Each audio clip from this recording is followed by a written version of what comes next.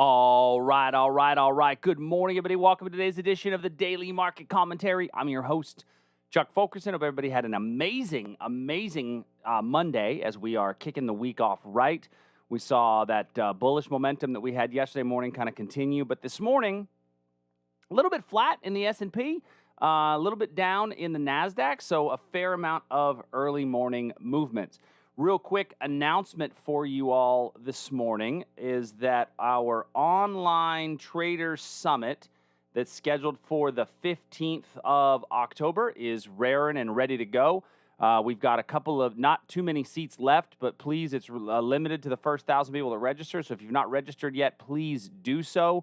Remember, fun, educational event, not a sales pitch. We actually, here's the agenda for the day, by the way. Start the day with trading the open, and we're going to talk trading and futures options. So myself and Corey are going to do that together. Steve Champa is going to talk the art of the trade, staying consistent in an inconsistent market. Mickey Moore is going to talk about how to use the CARES Act to maximize retirement account results. That's going to be an interesting. And then Dan Hodgman, John Hoagland, how to best manage risk in the Top Step Combine or your own personal account. Justin Krebs is going to talk forex versus currency futures, and then John Rowland trading energy futures. And then the most important part of the day is when we all sit around and have a drink. So please make sure that you can join us. Go register today so that you can get in there. All right, let's go ahead and get started for this morning. The ES this morning, we are up. No, we're not up anymore. We're flat. We were up half a point. Now we're flat. So basically sitting in a flat market. We still haven't come up above that level yesterday that we talked about needed to get through in order to really show us that there's some strength happening.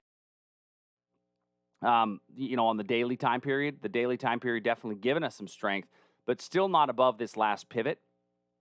And I would imagine that would act as a little bit of resistance as we move up into that region.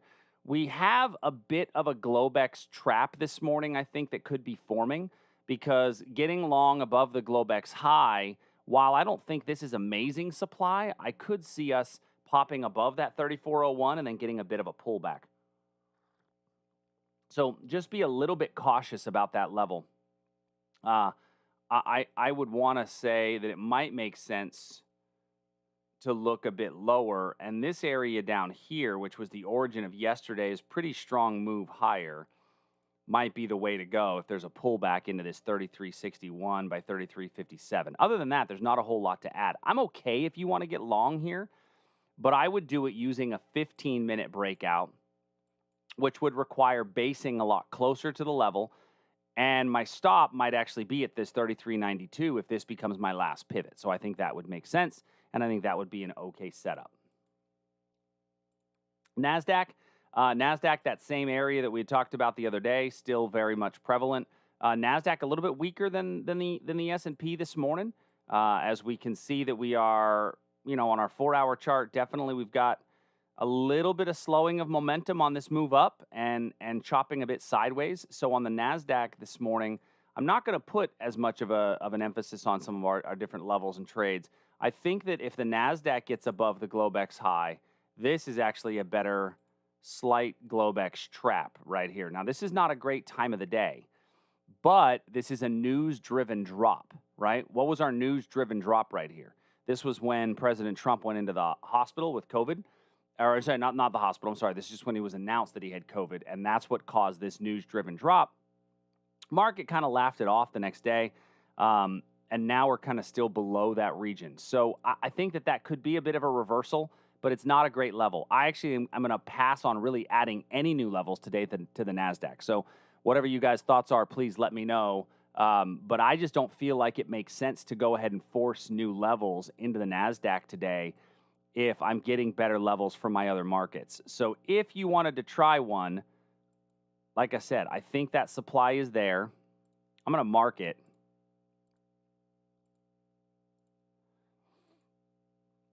Okay, and remember that because we're still technically in an uptrend, that would have to be a confirmation level entry anyway. But I don't know that we're going to make it up to that region today. I mean, that's 120 points away from where we are today, and we're already down 32. So we'd have to be up 90. That's a big swing in order for price to even make it up to that region. All right.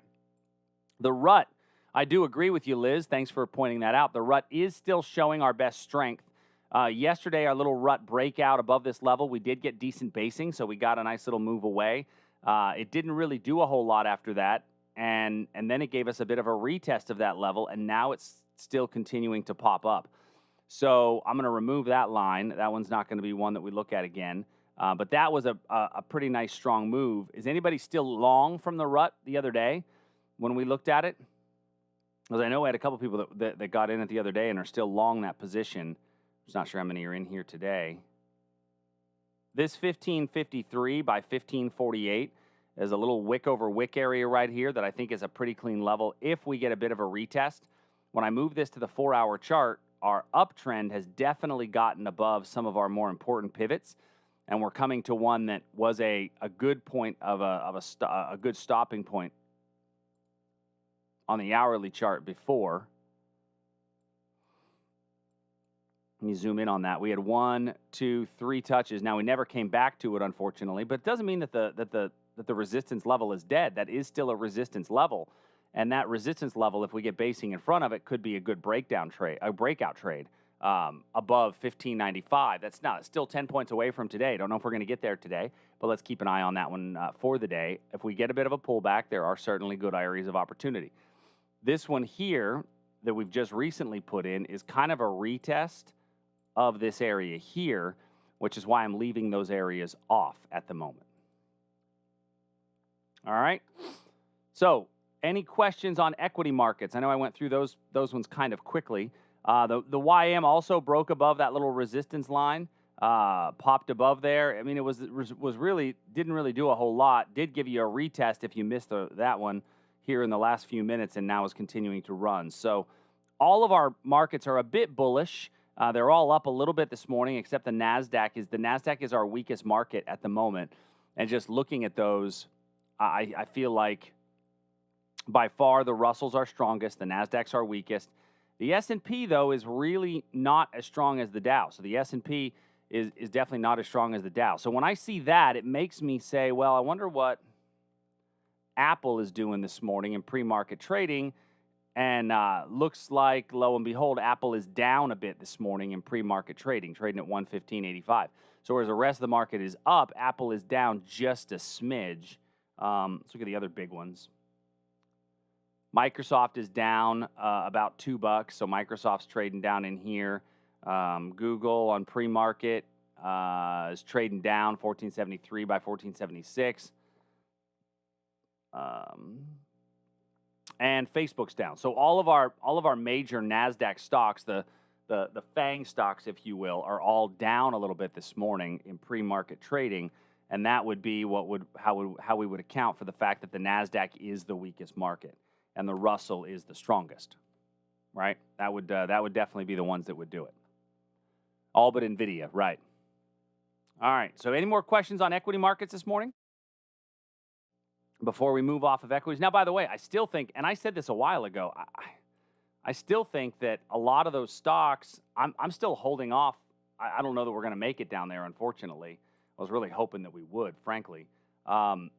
All of those stocks have really good areas of demand down below that I'm just kind of holding off on, just waiting. I don't think it's going to get there anytime soon, but there's no reason not to hold out hope and wait. Now, it doesn't mean I'm not going to take good breakout trades if a breakout doesn't set up.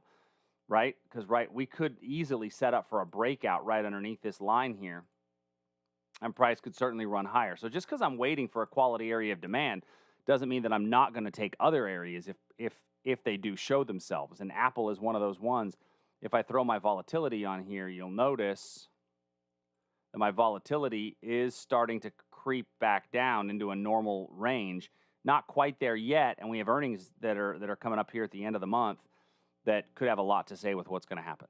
So, oh yeah, no, there's no doubt, Liz, and that's why I just kind of keep them in play. All right, commodity markets. So looking at crude oil first. So crude oil yesterday, we got a pretty big rally on crude. We came close to our 15-minute level in the overnight, but when we come close and then we get basing here, we call that our kiss of death. We got our kiss of death in front of the level. Matter of fact, for those of you that were awake, John, Nick, those of you guys that are in the UK, and trading on the other parts of the world, I hope you looked at this and said, hey, look, we're basing before the level. That looks like a really good opportunity for a breakout. And it's moved about 25 ticks off of that breakout. So that actually set up for a really, really clean, as yesterday, T and pass. That's all right. I still love you, John. I'm glad you passed on the reversal, but keep an eye out for, when we see a really, really good reversal that then gives us all the signs that it's going to fail, which is what this was, right? Let me come into this. So this was a clean reversal. It's a drop-based drop below a pivot high, formed at a decent time of day, but we came close to it and moved away, which tells me that it's it's a fairly weak level. We came close to it again and fell away. And then we were basing in front of the level, right? All that basing right there in front of the level. That right there is the strong clue that A, this level is going to break, and B, right in front of where we're basing now sets up for a quality breakout scenario. And that really changes the dynamic of your trading, is when you can find a reversal trade which converts to a breakout trade. Because when it really comes down to it, reversals and breakouts are the same thing. They're the same thing. They're just a different way to look at order flow. One is order flow that's left over, that's the reversal, and the other is order flow that's been used up, that's the breakout. And when I think about it in the terms of, that they're the same setup, right? Now it makes my trading that much easier because I can still follow the same set of rules, right? Whereas if I know that the reversal is about orders that are still remaining and breakouts are about orders being used up, then it logically makes sense why basing before a reversal is the kiss of death, but before a breakout is the breath of life. By the way, that's a little too much. That is not the breath of life. Hold on. I'm going to stick with kiss of death. That's a little too much. But it's what brings the breakout to life. Let's put it that way. That's a better way to put it. All right. And so I think we did have a little breakout here. And so the retest of that area now becomes a 15-minute area of demand if price comes back down into that region. Now we're approaching this level up here. And as we approach this level up in here, technically that would make for a potential reversal. I don't love this little basing here at 40, but this reversal is still in play, but it has to be a confirmation entry at that point anyway. Because technically this isn't, I wouldn't call that great basing in front of the level. So you could take a short little day trade from here back down to here for a little 1-to-1. Okay? All right, next would be gold. So gold has come back to our potential breakout point. We are sitting right below that level. We didn't get basing just immediately before the level for this most recent little breakout. But if we get some basing in here, I think it's still okay to look at take the breakout. I'm gonna move this up to here because this is our better reversal. If price comes down today, right into this region. A little bit of basing, strong move away. This wick over wick level yesterday got retested in the overnight, and we got a nice move away from that area. And so if price comes back to here, I think that's a decent little retest. I'm okay also if we get 1 or 2 candles of basing right here to still take a breakout above that 1923.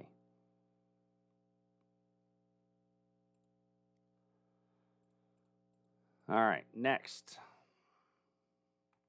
Nat gas. So in our nat gas position, we looked yesterday at a potential breakout above this line. We did not get basing. Our basing was way too far away in order to give us an entry on this piece. So what I'm going to do is remove this. I'm going to look down here to this wick over wick, which was the origin of the move, as a potential long reversal. So good basing is going to be basing that is very tight, close to the level, and all I need, Sakina, is all I need is a few candlesticks that are tight up to that level. right? So going back to our crude oil example, where we talked about this line being right here, this would be just a few candlesticks that are tight up to the breakout line. That would be the definition of good basing. Very tight, narrow range candles, ideally, close to the breakout line. Hopefully that makes sense. Okay. Nat gas, retest 2564, 2528. Copper, we looked yesterday at this 15-minute level. We did get price come back into that zone, but it's a 15-minute trade. So here we come into the level. 1, 2, 3, 4, 5, 6 candles later, we were right back where we started. So it told you should probably get out of this thing at break even. Now, it wound up moving a little bit more, so maybe you took a small profit out of it. Then it came back. Then it came back down. It gave you 3 or 4 different opportunities to get out at break even, so there's no way you should have lost money on this trade by following your rules. What it did show me is that my move down is stalling. My move down is greatly stalling, and we got into that short thinking that there was a chance that that could be a really strong reversal and be a really good reward to risk trade. I'm okay with it because I got stopped out at break even in that setup. But overall, we're looking for a breakout above 2968. Now, if I do that, my target has to be right here, right at just below 3 or right at 3. So you don't have a huge amount of movement, a huge amount of profit potential there, profit margin. So we're going to look for this area right in here. Basing inside that zone, that would be where we'd want to see that quality basing.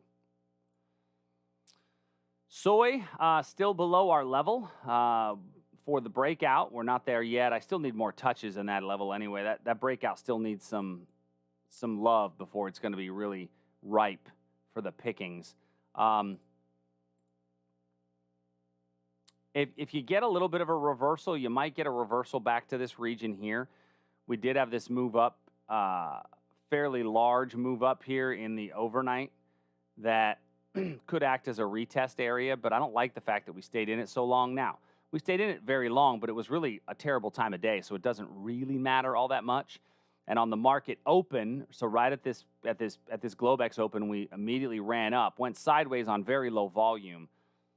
So you could still get a reversal off of here, even though we stayed in it for a long time. The amount of contracts traded were very small. Corn as well, we are still below, kind of in our no man's land, so nothing really to add with corn. I know a couple of you still look at wheat. Let's pull up wheat. Wheat never got back to our area of demand here. But we definitely have sitting below a potential breakout area right here. When I look at this on a daily chart, that even gets more interesting on a breakout because coming all the way back to here, that was a strong resistance point. All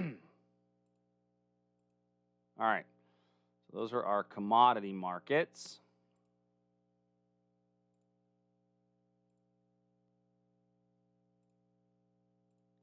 And let's go to bonds and currencies.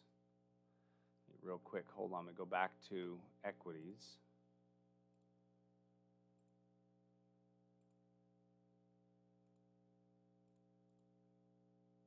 All right. So now let's take a look at our currencies for the day. Now, yesterday our talk about currencies was pretty simple, right? Our talk about currencies yesterday was we don't know what the dollar's doing. May not be a bad idea to be super cautious when it comes to currencies. Well, let's take a look at what happened. And we looked at the ZN yesterday. We got a very big move down in the bond markets. We finally have some movement in the bonds. And it was a strong drop. Our demand level that we had as a confirmation blew right through that area, giving us absolutely no entry. But bonds really fell hard yesterday. So now when I look at bonds, it did put in a really nice area of supply right up here. When I go to a 4-hour and I look for how far down we can drop, we're at the lower end of what has been a pretty tight range. There is some demand here that we're coming close to on the 4-hour.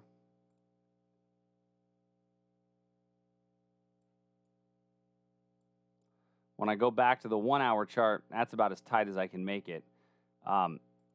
You do have a 1 hour area of demand, but we've already come close to it once and then moved off of it. And so I'm not going to use that level today. I'm going to back off of that zone.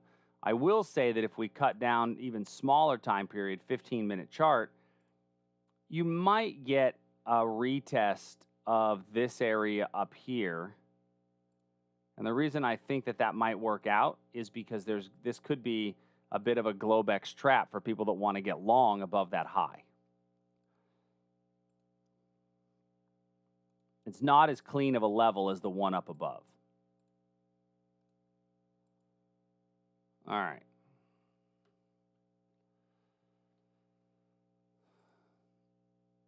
Next, the Aussie. Actually, we'll start with the New Zealand dollar because that's the one that we've been starting with lately. All right, let's see.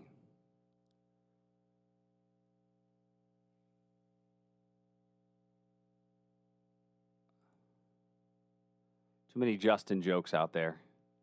All right, Justin jokes are always good jokes. New Zealand dollar, we still had this breakout level. We talked about this yesterday as a potential breakout area because we'd hit it and kind of moved away, hit it and kind of moved away. Last night, about right after the open of that market, we poked above it, but without really, it just poked above without really giving us any strong reason for entry. And now we're kind of hanging out below it. If once again we get a couple of candlesticks, I need a couple of candlesticks of tight basing, tight narrow range candles. This could be my first one. We'll see, what it does, but I need that tight narrow range basing in order to give me that breakout. The Australian dollar, 4 hour chart. Not much has changed since yesterday, right? If we look at this, not much has changed. I will say we've put in a little bit of what I call the Batman cowl. For those of you that hear what we talk about on the regular, we talk about this thing called the Batman cowl, where this looks a little bit like Batman's head, where it's right here and then right here. These two upper wicks tell me that there was a bit of price rejection, and that's usually a fairly bearish setup. Not always, but usually a fairly bearish setup. So keep that, take that with a grain of sand, a grain of salt, but I'd have to get below here for that bearishness to be confirmed. But that's usually a pretty bearish setup, and we're coming into what could be a decent little wick over wick for a tiny entry. So if you want to take this on a super, super small risk, maybe you can jump into this one to give this an opportunity of a rundown. It's very, very speculative of a play, but it's setting up right now for a decent little opportunity to get short. The euro, so our euro level yesterday, we did come broke above the breakout level, got to the 15-minute supply. A little bit of basing here for the breakout if you took it, but it got to the 15-minute supply. At the 15-minute supply, 6 candles later, we'd gone basically nowhere, giving you plenty of signals to say, hey, it's probably not going to do a whole lot at this 15-minute supply. But what have we now done on our big picture trend? Our trend is now officially up, right? Our big picture trend is definitely up, giving me the green light to be a buyer. And so the green light there is now to be a buyer, and you may get a little pullback right into here. Yeah, it definitely set up for a breakout, Liz. And if you missed it, then look for a pullback into this region here for an opportunity for a retest. Canadian dollar. Canadian dollar came in, and we got a little touch and go off of our zone yesterday. And it was an overnight touch and go. So I will tell you, I was asleep.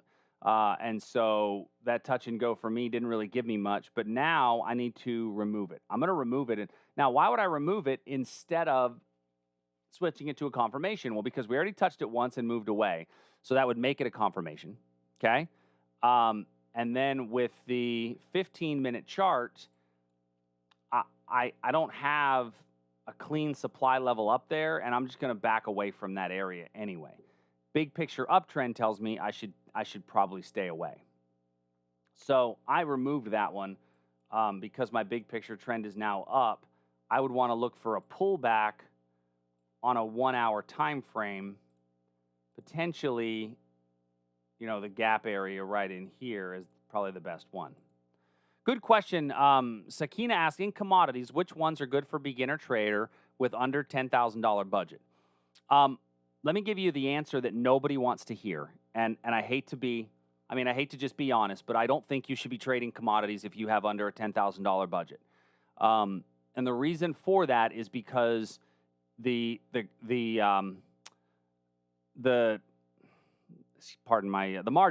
margins oftentimes are going to be greater than what your account size is, keeping you out of a lot of positions. So you could use what are called micros. There are micro commodities that you can use. Like, for example, here we're looking at the 6C. If I look at the M6C, I'm sorry, is it the M6C? No, I thought there was a micro CAD. No, it's a 6B. I don't trade. There you go. So there's a couple of them that have micro futures of these that you can get in and do. So the micros, they're 1/10 the size. Oh, there's not a okay. I didn't know, Liz. I've never tried to trade it. There's a micro version of the ES. There's a micro version of the NQ. So you can trade micros. I'll be totally blunt. I genuinely believe that if you're a beginning trader and you're not trading with an account size that's large enough, I really, really like the use of somebody else's money through the prop firm idea. Whether there's a number of them out there. There's Prosper Trading. I think it's Prosper. There's a couple of different ones out there. I like Top Step. I think they do a pretty good job. Top Step Trader. We work with them at our site. I think they do a pretty good job. They allow you to trade with somebody else's money. So if you think about it, if you need practice and time to learn, it gives you an opportunity to learn without risking your own money. You could stay in their combine for 6 months, and the most you're going to lose is $1,000. Whereas if you try to trade futures for 6 months, you're still learning, and you've got under a $10,000 account, you could lose $1,000 very, very quickly, right? So that's the reason that I would say that I think that those prop firms make a lot of sense if you are a new future. Everybody I talk to that's a new futures trader, that's what I recommend, because why go out there and risk that kind of money when there is an opportunity to do it and you've got a limited controlled amount of risk that you can lose. So that's my thoughts on that. Or you can use the micros. I just feel like the micros, like it's you're still risking a lot more of your own capital. All right. Next, the Great British Pound. So looking at the Great British Pound above 1.3. We had talked about this area yesterday for a potential breakout. It's fallen away a little bit from there. I still think that level's a pretty good breakout. Look to this area right here, above that area in there. If price gets long, you get a little bit of a reversal up in this region. I think that's actually a really good supply, but that's pretty far away. If we continue to pull back, you have a little bit of a demand here at 2884 by 2867. 2884 by 2867.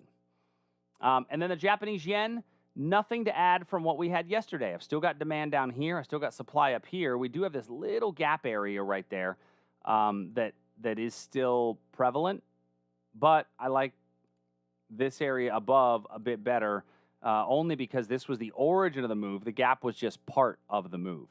So that's kind of the way that I would think about it. Get this one out.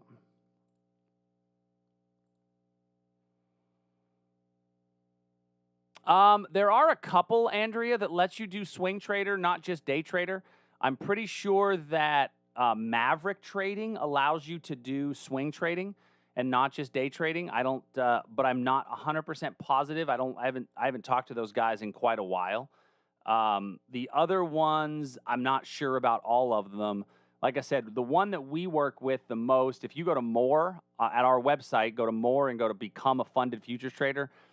These guys, we've got a setup with them. You get 20% off. We're an affiliate with them. You get 20% off if you go through their combine in here. But I don't know most of them that let you do swing trade. Most of them are going to only let you do day trading. So keep that in mind as well as you're looking at which ones make the most sense for you. But I think Maverick Trading allows you to do swing.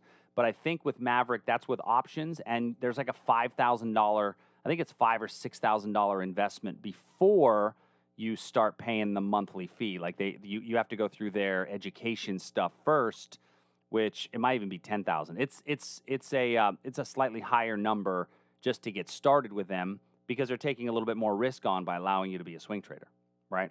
So that's what it is, Ken. It's $6,000 for their education, and then you get access to their prop firm at Maverick. That's what it is, Ken. So I'm okay either way. I think prop firms are a great way to go when you're just beginning. Let somebody trade on somebody else's money. You know, it's definitely a way to think about it. This Nasdaq or this Aussie level that we're coming close to, we've just hit that zone.